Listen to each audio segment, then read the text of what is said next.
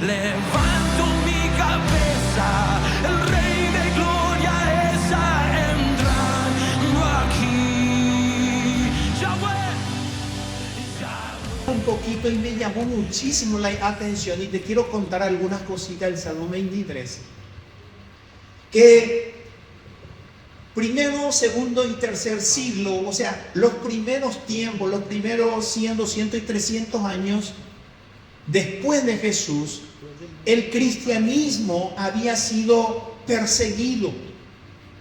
Los cristianos habían sido perseguidos por el Imperio Romano porque se les había acusado de una situación que Roma se había incendiado, y dijeron que eran los cristianos quienes habían prendido fuego a Roma, pero realmente había otro propósito detrás. Después se descubrió que eso no era cierto. Y los cristianos comenzaron a ser perseguidos, y ellos comenzaron a meterse en y para muchos va a ser algo nuevo, yo te voy a invitar a que investigues, catacumbas. Para las personas que no conocían, debajo de Roma hay una ciudad subterránea gigantesca que puede haber en una de las ciudades, por ejemplo, puede haber más de 20 kilómetros de ciudad bajo tierra, que se utilizaron en los muchos años, en la época de Jesús, y eran lugares que se habían preparado para tumbas, para enterrarle a las personas allí debajo de la tierra. Entonces habían túneles, y había túneles que uno no sabía dónde iba a parar esos túneles. Los primeros cristianos, siendo perseguidos por el Imperio Romano, ellos el mayor porcentaje de sus vidas vivieron en esas catacumbas. Ellos ya no llegan, muchos de ellos nunca más vieron el sol por conocerle a Dios. Se encuentran registros de dos símbolos muy importantes en esa catacumba. Hasta hoy día son lugares turísticos. Si usted va a Roma, Francia también tiene, usted puede ir a esos lugares, se puede visitar esos lugares, ciertos lugares. ¿Cuáles son los registros encontrados en las paredes? Uno de ellos que fue muy icónico era el pescadito. Había un pescadito que representaba el cristianismo, pero también se encontraban dibujos de un pastor con una oveja sobre su hombro, que fue hecho en relación al Salmo 23. El Salmo 23 fue la base para muchos de esos cristianos en esperanza de seguir viviendo. El Salmo 23 no solamente tuvo eso, sino que se encuentran registros que en la Primera y Segunda Guerra Mundial, los soldados que estaban en trincheras recitaban el Salmo 23. En una etapa de desesperación, en una etapa de no saber qué iba a pasar con ellos. En el año 1960 se levantó un hombre llamado Martin Luther King, y Martin Luther King comienza un movimiento civil juntando y procurando liberar a los afroamericanos que eran esclavos y que no tenían muchos derechos. Y había muchos cristianos. Martin Luther King era cristiano, un pastor reverendo, le dicen ellos, un pastor cristiano. Y él se levantó su movimiento civil en base al Salmo 23. Ellos remetían el Salmo 23. ¿Saben qué? Encontré también que en el siglo XVII, en Escocia, los primeros cristianos que estuvieron en Escocia fueron perseguidos. Y dice que ellos levantaron un movimiento de marcha. Un movimiento de marcha, de protesta, que eran cristianos evangélicos presbiterianos, siglo XVII. Y que ellos comenzaron a hacer del Salmo 23 una marcha. una canción de marcha. Ellos comenzaban a caminar y ellos recitaban el Salmo 23. Pero ¿saben algo muy interesante que también me llamó la atención? Pastor, todo te llama la atención, sí. Pues digo, me llama la atención. Estaba mirando que en el año 2010, en Chile, yo creo que todos conocen esa historia, 33 mineros, se hizo una película de la historia de ellos.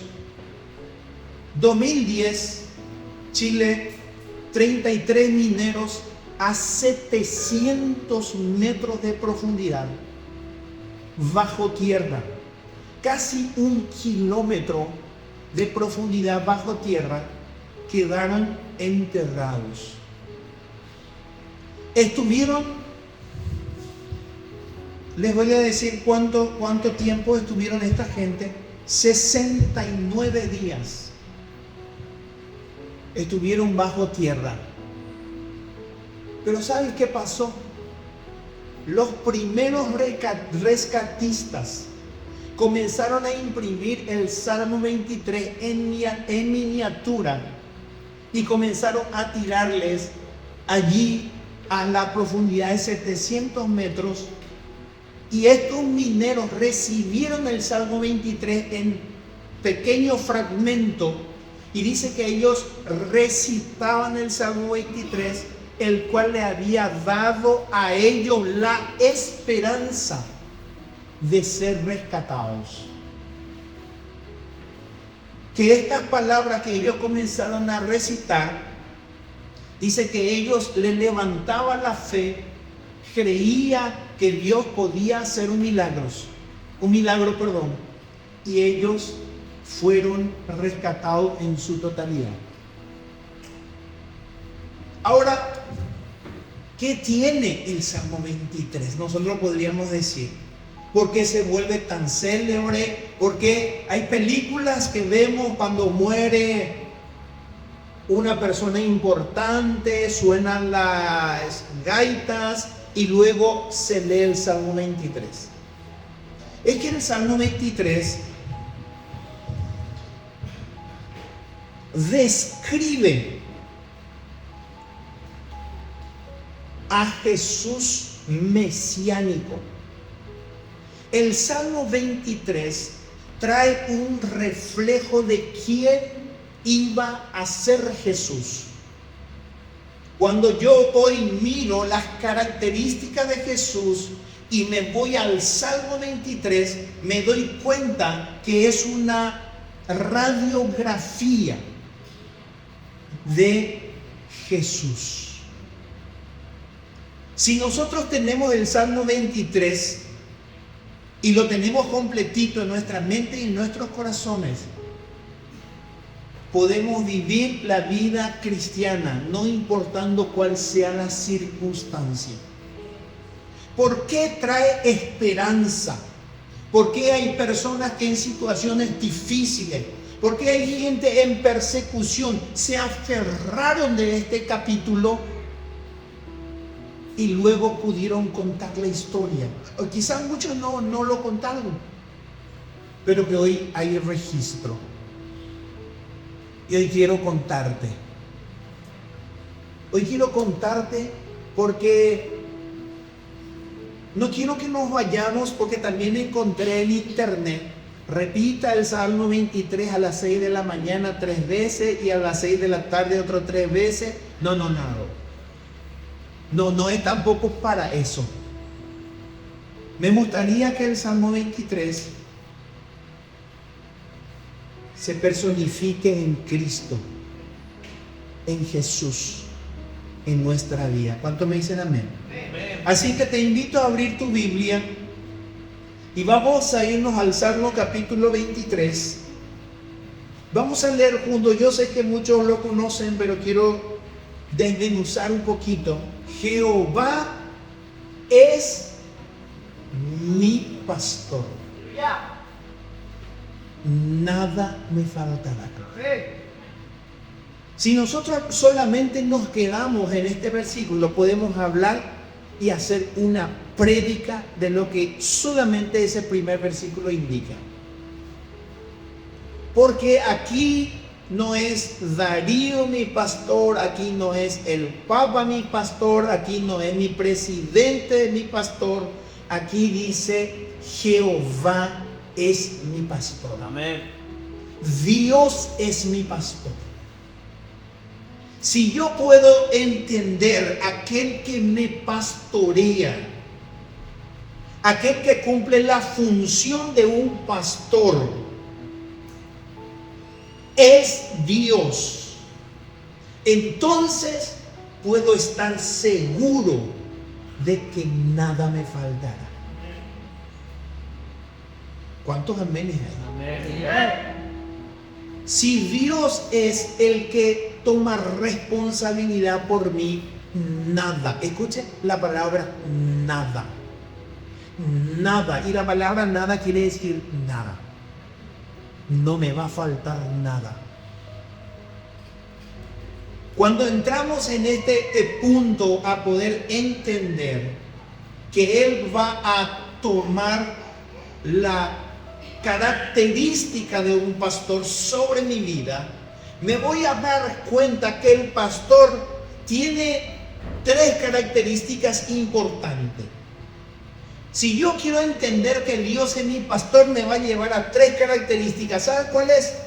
El pastor cuida. El pastor cuida de sus ovejas.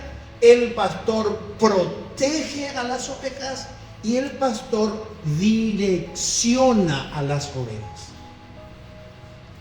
Me cuida, me protege y me va a guiar a lo que Él quiere. El Salmo 25 me encanta. El Salmo 25 mucho tiempo usé para mí en muchas situaciones, porque el Salmo 25 dice al rey David que Él nos mostrará el camino correcto por el cual debemos nosotros andar. Amén. Nosotros necesitamos ser guiados por Dios. ¿Por qué? Porque hay situaciones donde necesitamos tomar decisiones sabias. Algunas veces vamos a emprender algo y nosotros decimos, no sé qué decidir. Y ya le llamé a medio mundo, a mi prima, a mi amiga, a mi madrina, a mi mamá, preguntándole qué hacer. Hay situaciones donde nosotros nos encontramos donde tenemos que tomar decisiones. Y yo voy a decirte que la mejor persona que te va a ayudar a decidir es Jehová, tu pastor. Él te va a ayudar. La característica importante, aquí versículo 1, donde nosotros vemos es, nada me faltará. ¿Saben qué significa? Jireh. Jehová Jireh. Dios mi proveedor. Y qué locura que en el verso 1 del Salmo 23 ya me está indicando que Jesucristo va a ser mi proveedor.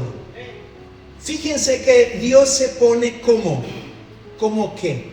Como mi proveedor, Jesucristo. ¿Y qué me dice? Poneme Filipenses 4:19. Miren lo que dice Filipenses 4:19. ¿Qué dice Filipenses 4:19? Dice, mi Dios pues suplirá todo lo que os falta conforme a sus riquezas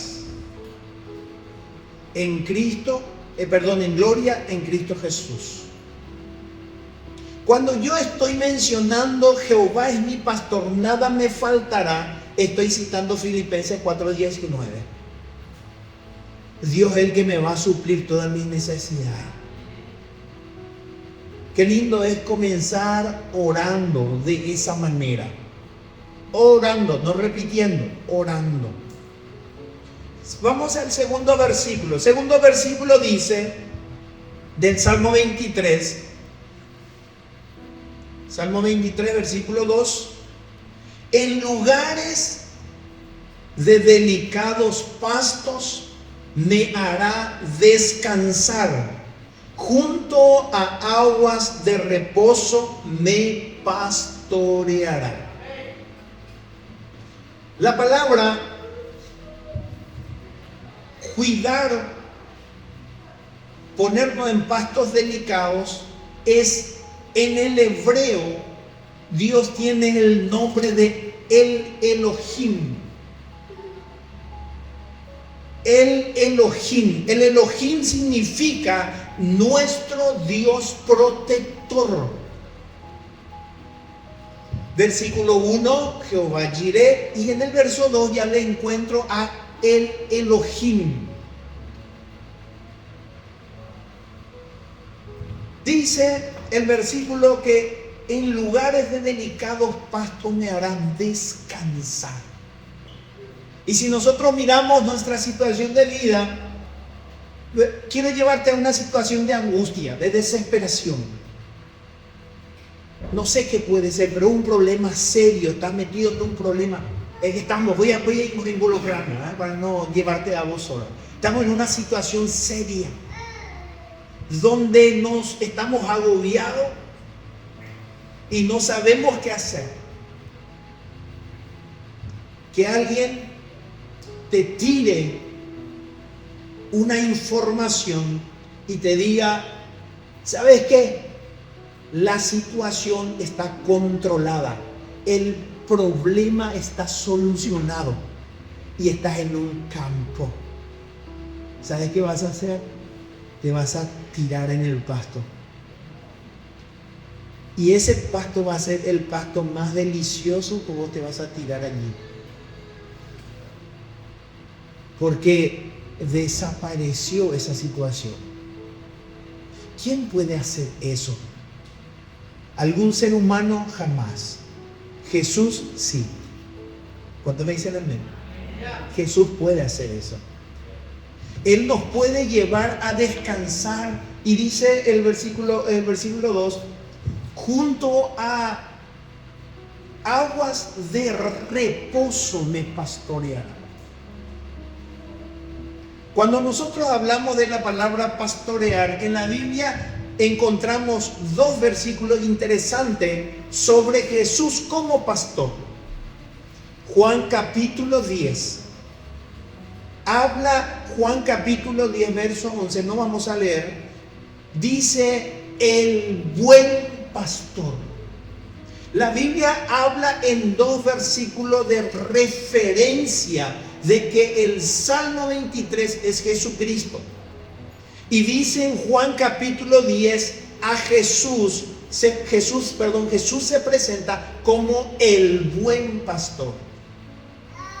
Pero saben que en Hebreos capítulo 13 la Biblia le presenta como el gran pastor. ¿Se dan cuenta la diferencia? El buen pastor y el gran pastor.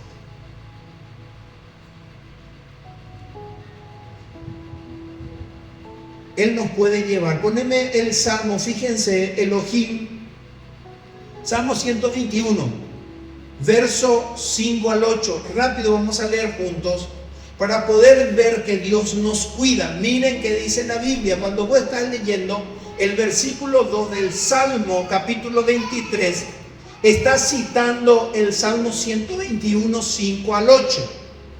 Dice de esta manera, verso 5. Jehová, que dice, es tu guardador. Jehová es tu sombra a tu mano derecha. El sol no te fatigará de día ni la luna de noche. Jehová te guardará de todo mal. Él guardará tu alma. 8, último.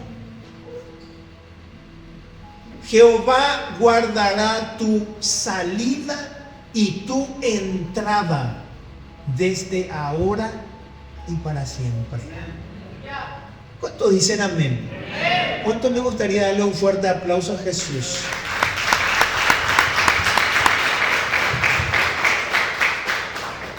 Del versículo 1 en el verso 2 encontramos el Elohim, el primero encontramos a Jehová Jireh, pero algo muy interesante ocurre en el verso 3, porque en el verso 3 presenta al Espíritu Santo.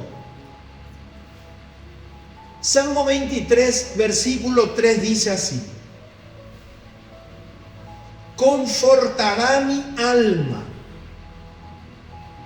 me guiará por senda de justicia, por amor de su nombre. ¿Sabe que la palabra confortar en la Biblia significa restaurar y consolar? Jehová guardará, Jehová restaurará, Dios consolará tu alma. Y el único que puede restaurar nuestra alma es el Espíritu Santo. Él es, cuando Jesús dice en el en Isaías capítulo 60, el Espíritu Santo está sobre mí, el cual me ha ungido para poder sanar a los de corazones quebrantados. Estamos hablando de que Él hace una promesa en el en Juan capítulo 14, de que Dios iba a enviarnos a nosotros a alguien que iba a traer consuelo sobre nuestro corazón. Y esta es la parte más hermosa que yo sé que vos y yo hemos experimentado: la restauración de nuestra alma. Que nuestra alma haya sido fortalecida. Cuando en las situaciones más complicadas de tu vida vino un viento de parte de Dios y vos no entendés cómo ni por qué, cambió tu interior, quitó esa angustia, desesperación y se instaló una esperanza, un gozo. Y eso que parecía que estaba muerto, te levantás y decís: hay esperanza, no todo está muerto, no me voy a entregar. ¿Quién es el que hace eso? Es el Espíritu Santo. Y cuando el salmista en el Salmo 23 está presentando la restauración de nuestra alma, está hablando proféticamente que Dios iba a enviar su Espíritu Santo para que pueda restaurar nuestra vida. Y yo creo que tu vida está restaurada. ¿Cuántos me dicen amén? Hay un gozo en nuestros corazones, hay una esperanza en nuestros corazones que nadie puede sustituir. Nos encontramos en situaciones y nosotros sabemos que esa situación no va a durar para siempre. Yo voy a salir de esta situación. No me voy a quedar postrado en esta situación. ¿Quién hace eso? ¿Cómo sucede eso en nuestras vidas? Por eso hoy tenemos la fuerza de poder dar esperanza a otras personas. Yo puedo agarrar el teléfono y decirle a alguien por teléfono: tranquilo, fuerza, no te vas a morir en esa situación. Hay esperanza para vos. ¿Pero por qué puedo hacer eso? Porque yo primero recibí esa esperanza. Porque el Espíritu Santo está conmigo, está en mí. El Salmo 23 me estaba hablando de eso. ¿Qué dice Juan 14, 16?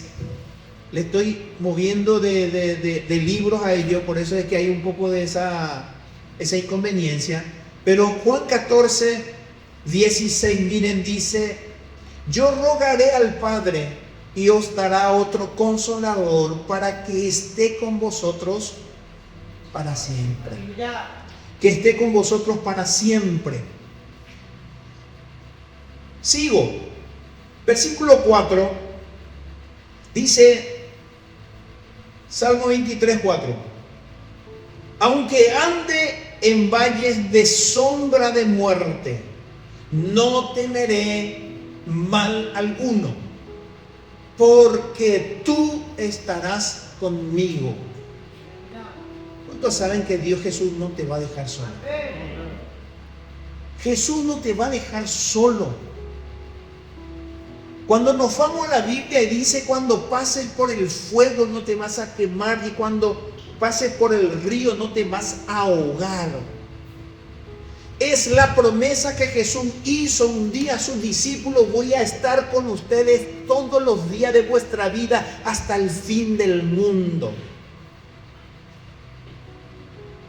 Jesús siempre va a estar con nosotros. Dice, aunque ande en valles de sombra de muerte. Porque hay personas que han pasado situaciones enfrentando la muerte y hay algunos viviendo la muerte. Hay personas que han afrontado situaciones muy difíciles delante de la muerte. Hay personas que han perdido sus seres queridos. Personas que han experimentado una situación de muerte. ¿Cómo hizo para pasar ese túnel de oscuridad? ¿Cuál fue el mecanismo? ¿Cuál es la receta? La presencia de Dios contigo. La compañía de Dios con esas personas. Vi testimonios en internet de personas que dice: este hombre mató a mi hija y yo hoy le perdono. Una mente natural no puede comprender. Yo sé que ven una persona que no le tiene a Dios en su corazón, no va a entender. Va a decir: el tipo se hace, inventa nomás, es imposible, está loco, algo, pero no lo va a entender. Pero aquel que tiene al Espíritu Santo y a Jesús en su corazón, sí, nosotros podemos entender y creemos que eso es posible. Porque Él nos habla y Él nos dice: yo voy a estar contigo, porque tú estarás conmigo. ¿Saben? Cuando dice tu vara y tu callado me infundirán aliento, está hablando de que Dios nos iba a dejar su palabra, que iba a traernos esperanza a nosotros.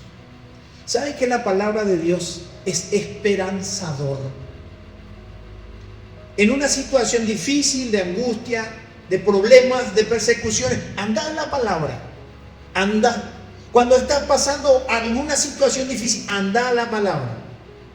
Y vas a ver que la palabra te va a traer aliento. Que la Biblia te va a traer esperanza. Que la Biblia te va a fortalecer, que la Biblia te va a ayudar, va a ser tu bastón, va a ser, la Biblia va a ser algo en el cual te vas a apoyar y te vas a levantar confiado. ¿Qué es lo que te hizo cambiar ahora de opinión? ¿Qué te dijeron? No, yo leí en la palabra de Dios y yo creo que yo me voy a mantener firme. ¡Qué tremendo! Un libro, un salmo que pudo trascender de historias, sostener vidas, trincheras de muerte, situaciones difíciles, de persecuciones, estuvo allí para sostener la vida, para traer esperanza. Y yo quiero que eso sea para tu vida el Salmo 23. Porque es Jesucristo. ¿Cuánto dicen amén? ¿Qué dice Isaías 41:10? Dice: no temas, porque yo estoy contigo. No desmayes, porque yo soy tu Dios, que te esfuerzo. Siempre te ayudaré. Siempre te sustentaré con la diestra de mi justicia. Ese es nuestro Dios. ¿Cuántos se alegran de tener a Jesús como nuestro Dios? Él es el reflejo de todo esto que nosotros vivimos todos los días. Por eso te dije que esta noche me gustaría que salgas de este lugar entendiendo que Jesucristo en tu corazón marca la diferencia en cualquier área de la vida de los demás. No estás solo.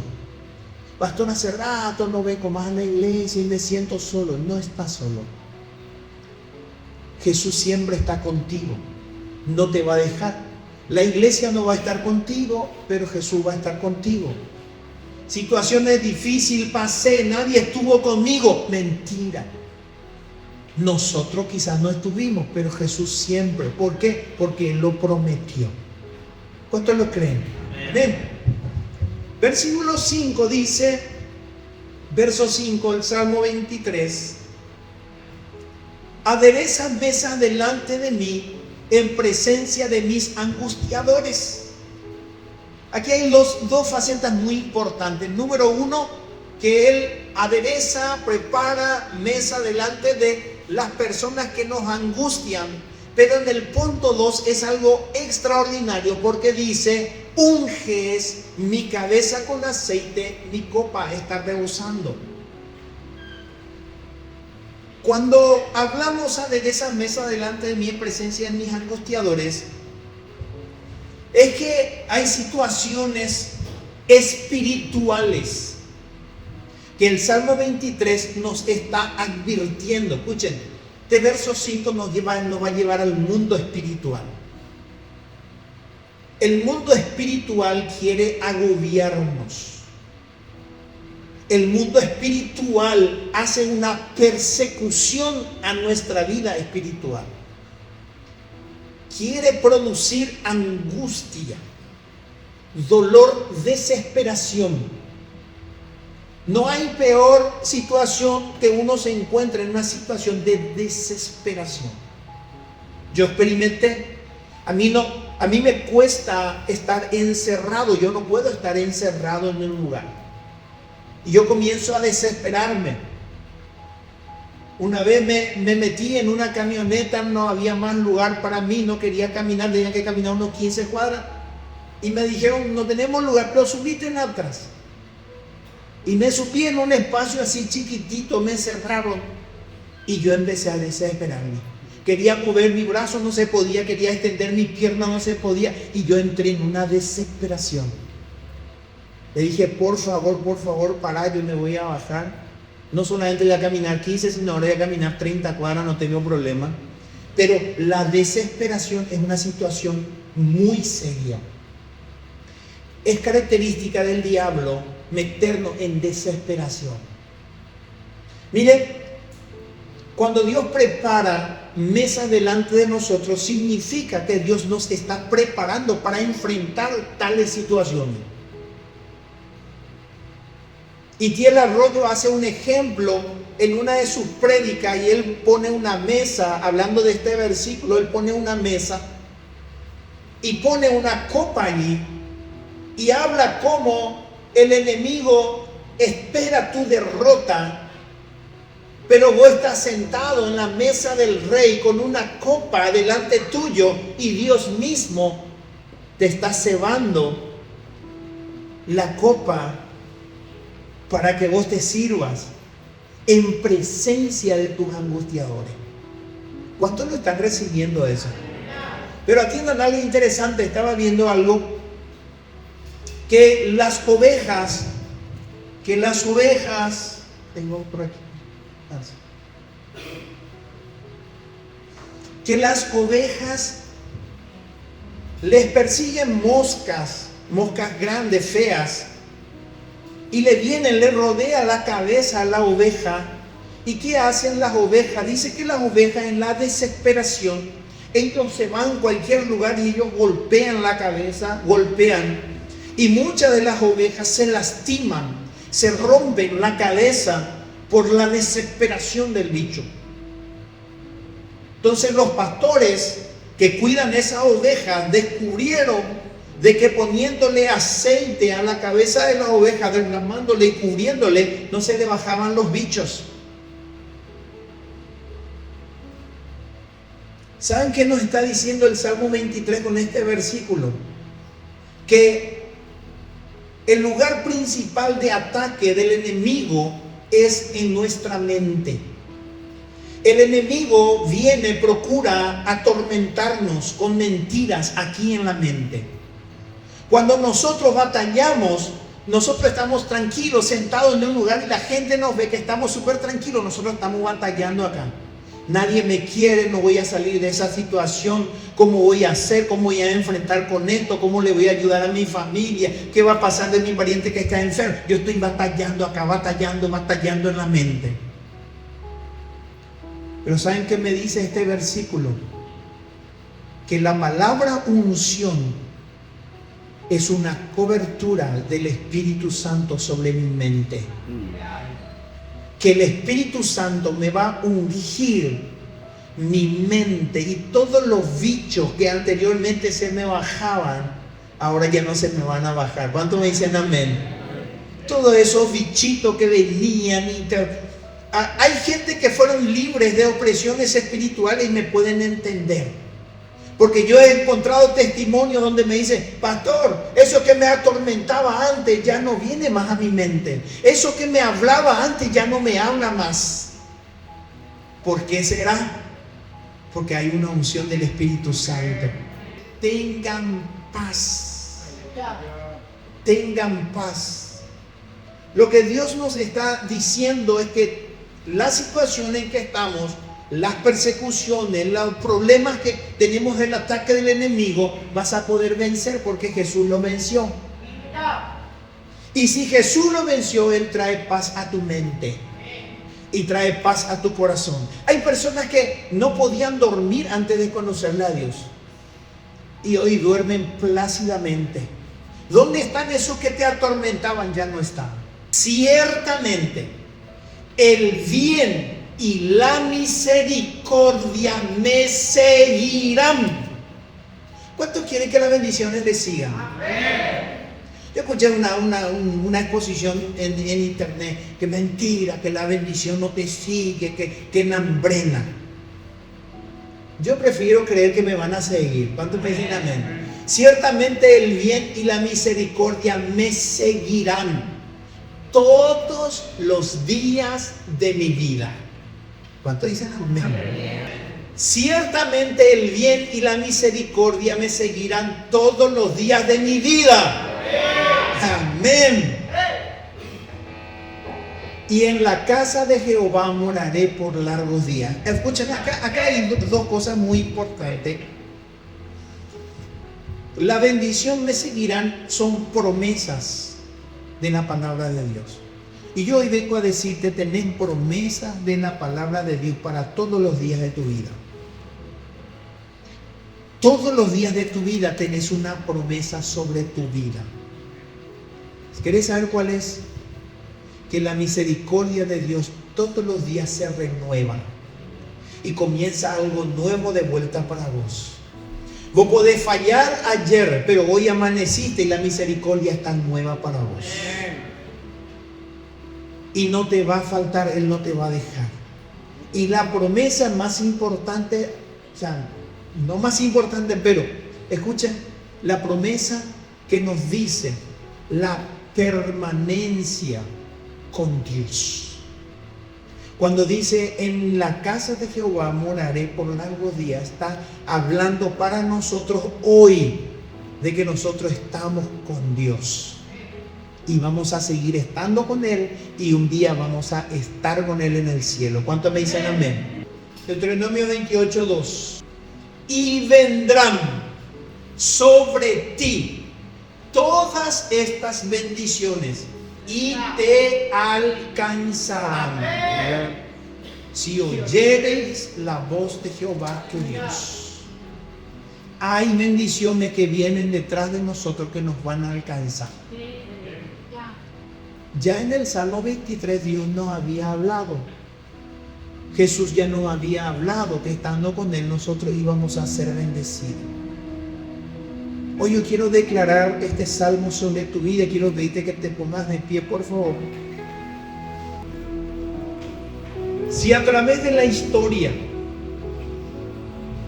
el rey David estaba huyendo de Absalón, aparentemente él estaba perdiendo su reino, no quería enfrentar a su hijo, no quería matarle a su hijo. Él decide dejar el imperio. Juntó a todos sus hijos, su esposa, y él se fue. En este interín recibe una revelación de parte de Dios, de que hay un Dios que provee, que protege que direcciona. Y que ese pastor grande y poderoso era Jehová.